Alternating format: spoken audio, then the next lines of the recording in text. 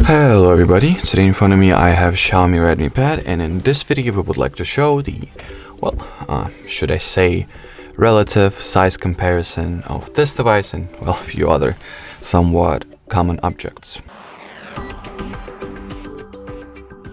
So to begin with, for reference, I would like to demonstrate how big it looks near or close to a very default plastic card that is of the size of your average or your typical bank card, should it be debit or credit, doesn't really matter. So here it is. Next I will also show you how big it looks near regular iPhone 11 model, a regular model, not Pro Max or whatever, just iPhone 11. Here it is.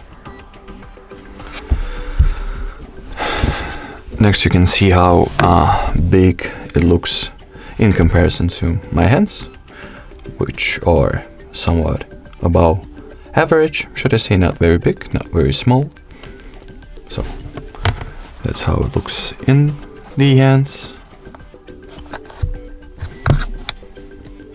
already. So that's the best idea I can give you on the relative size of this device. So thank you so much for watching, thank you so much for your attention, and bye bye.